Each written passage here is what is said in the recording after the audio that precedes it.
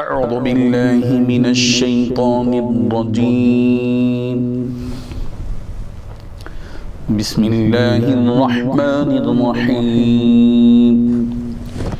كيف يهدي الله قوما كفروا بعد إيمانهم وشهدوا أن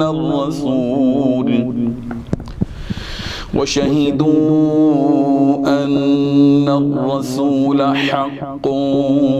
وجاءهم البينات والله لا يهدي القوم الظالمين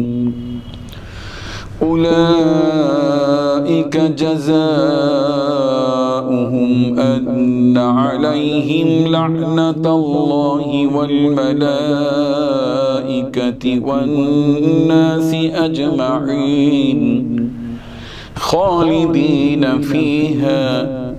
لا يخفف عنهم العذاب ولا هم ينظرون إلا الذين تابوا من بعد ذلك وأصلحوا فإن الله غفور رحيم صدق الله العظيم. حاضرین و ناظرین، یہ درس نمبر 245 ہے۔ سورہ آل عمران کی 3 آیتوں کی تلاوت کی گئی، آیت نمبر 86، 87 اور 88۔ لفظی معنی دیکھیے کہ کیف یہدی، کیسے ہدایت دے گا اللہ قوماً، ایسے لوگوں کو، ایسی قوم کو جو کفروا، جنہوں نے کفر کیا، جو کافر ہو گئے، بعد ایمانہم، اپنے ایمان لانے کے بعد، وہ شہیدو،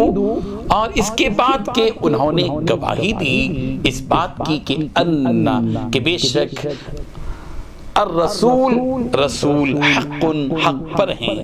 وجاءہم، اور ان کے پاس آئیں البینات، واضح نشانیاں، واللہ، اور اللہ لا یہدی، ہدایت نہیں دیتا، القوم الظالمین، ظالم قوم کو، اولئک، یہ وہ لوگ ہیں کہ جزاؤہم، ان کی سزا یہ ہے کہ ان علیہم، کہ ان پر ہے لعنت اللہ، اللہ کی لعنت، والملائکہ، اور فرشتوں کی، والناس اجمعین، اور سب لوگوں کی،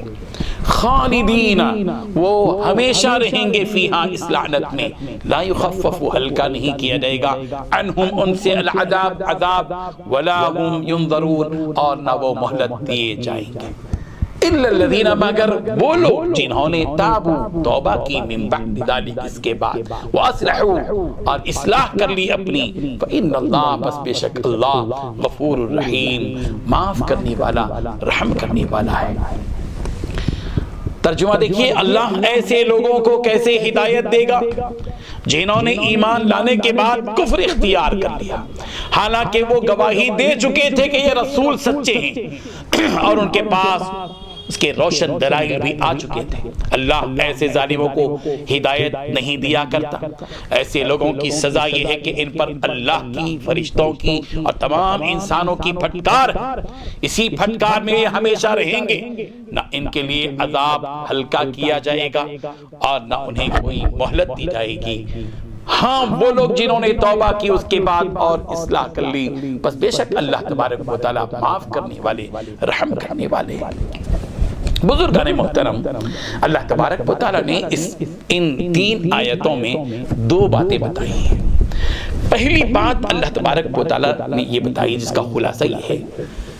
یہ بات سب سے پہلے بنیادی طور پر ذہن میں رکھی جائے کہ کسی آدمی کا کفر کرنا ایک جرم ہے۔ ایک آدمی اور ہے جو پہلے ایمان لاتا ہے، پھر اس ایمان کے بعد اور اس بات کی گواہی دینے کے بعد کہ رسول سچے ہیں، یہ دین حق ہے، سب کچھ تسلیم کر لینے کے بعد پھر اس ایمان سے، اسلام سے منہ موڑ کر کفر کی طرف چلا جاتا ہے، یہ بہت بڑا بھاری جرم ہے، اس سے بڑا جرم ہے۔ ایک تو پہلے سے کافر ہے، وہ تو جرم ہے ہی، لیکن ایک آدمی ہے کہ ایمان قبول کرے، پھر بدقسمتی سے پھر کفر کی طرف چلا جائے، یہ بہت بڑا جرم ہے۔ اسی حقیقت کو یہاں اللہ تبارک و تعالی نے بیان کیا کہ کیف یہدی اللہ قوما، اللہ کیسے اس قوم کو ہدایت دے گا جنہوں نے کفروا بایمان، بعد ایمان، ایمان کے بعد انہوں نے کفر کیا، وشہدوا ان الرسول حق، انہوں نے ایک بات اس بات کی گواہی دے دی تھی کہ رسول حق ہیں، ان کے وجاہم البینات، ان کے پاس روشن دلائل آ چکے تھے، ان سب حقیقتوں کے باوجود جنہوں نے ایمان کے بعد کفر کیا، اللہ ان کو کیسے ہدایت دے گا؟ اللہ تبارک و تعالیٰ ظالم قوم کو ہدایت نہیں دیتا۔ پھر یہاں پر اللہ تبارک و تعالیٰ یہ بات، یہ جو آیت نازل ہوئی، بلکہ 2-3 آیتیں، جو 4 آیتیں ہیں جو نازل ہوئی، ان 4 آیتوں میں کا جو شان نزول ہے وہ یہ ہے کہ حضور اکرم صلی اللہ علیہ وسلم کے زمانے میں بعض لوگوں نے، جنہوں نے اسلام قبول کر لیا تھا، کفر کی طرف چلے گئے، مرتد ہو گئے تھے، کچھ واقعات پیش آئے، انہی میں سے ایک واقعہ یہ بھی ہے، جو واقعہ یہ پیش آیا تھا حارث ابن سوید کا۔ اسلام قبول کر چکے تھے مگر کافر ہو گئے، اور کافر ہو کر اپنی قوم کی طرف چلے گئے۔ اس وقت یہ آیتیں نازل ہوئی۔ جب یہ 4 آیتیں نازل ہوئی تو حارث ابن سوید کے خاندان ہی کا ایک آدمی ان 4 آیتیں کے نازل ہونے کے بعد ان کے پاس پہنچا، حارث ابن سوید کے پاس جا کر کہا کہ تمہارے بارے میں یہ آیتیں نازل ہوئی، دیکھو کہ تم نے ایمان کے بعد کفر کیا، اور اللہ تعالیٰ نے یہ آیتیں نازل کی، کیف یہدی اللہ قوما کفروا بعد ایمانہم وشہدوا ان الرسول حق وجاءہم البینات واللہ لا یہدی القوم الظالمین۔ پھر اولئک جزاؤہم ان علیہم لعنت اللہ والملائکۃ والناس اجمعین، پوری آیتیں پڑھ کر سنائی۔ تو اس نے یہ کہا کہ میں گواہی دیتا ہوں، میں جانتا ہوں کہ تو سچا ہے، اور اس سے بڑھ کر یہ بات یہ ہے کہ تجھ سے زیادہ سچے تو رسول ہیں، اور جو بات نازل ہوئی بالکل سچی ہے۔ اس نے پھر اپنے اس کفر سے توبہ کیا، حارث بن سوید نے اسلام قبول کیا، پھر اچھے کاموں میں لگے رہے اور صحابی بن گئے۔ اللہ تبارک و تعالیٰ نے ایسے لوگوں کے بارے میں، پھر اس کے بعد جو آخر میں اللہ تبارک و تعالیٰ نے جب انہوں نے توبہ کو کر لی،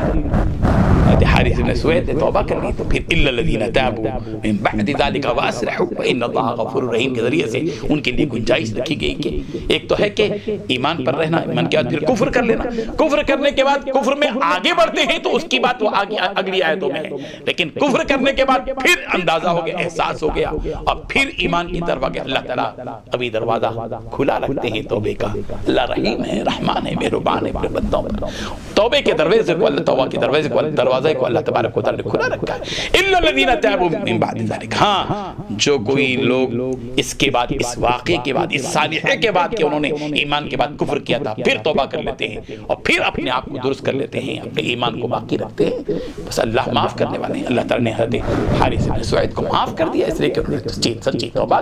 ایمان کے دائرے میں داخل ہو گئے۔ تو یہاں یہ بتانا مقصود ہے۔ دوسری بات جو یہاں بتانی بات یہ ہے کہ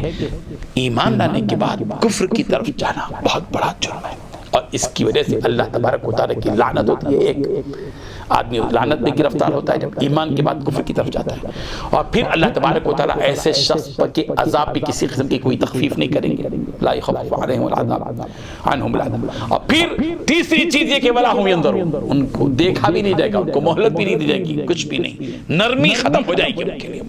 محبت کی نگاہ سے محروم ہو جائیں گے، اور ہمیشہ ہمیشہ اس پٹکار کے اندر رہیں گے۔ یہ بات اللہ تبارک و تعالیٰ بتا دی۔ تو ہم کو چاہیے کہ اللہ تعالیٰ نے جو ایمان کی نعمت ہم کو عطا کی ہے، ہم اس کی قدردانی نہیں کریں۔ اللہ نے یہ ایمان کی دولت ہم سب کو عطا کی ہے، اللہ سے مانگتے رہیں کہ اللہ تعالیٰ اسی ایمان پر ہم سب کو ثبت اقدامت، ہمارے دلوں کو، ہمارے قدموں کو اس دین پر قائم رکھتی تھی، استقامت عطا فرمائے۔ جو لوگ دین پر استقامت کے ساتھ رہتے پھر تو فرشتوں کی آمد ہوگی، رب ذوالجلال کی مدد اور نصرت کا نزول ہو، رحمتوں سے سرشار ہوں گے، اللہ تعالیٰ کی برکتیں ملیں گی، نیک انجام بھی ملے گی ان لوگوں کو۔ اللہ تعالیٰ سے بھیک مانگتے رہیں کہ اللہ نے جو ایمان کی دولت ہم سب کو عطا کی ہے، ہم اس ایمان پر باقی رہیں۔ اللہ تبارک و تعالیٰ ہم سب کو عمل کی توفیق عطا فرمائے۔ وآخر دعوانا ان الحمد للہ رب العالمین۔ لا الہ الا اللہ، لا الہ الا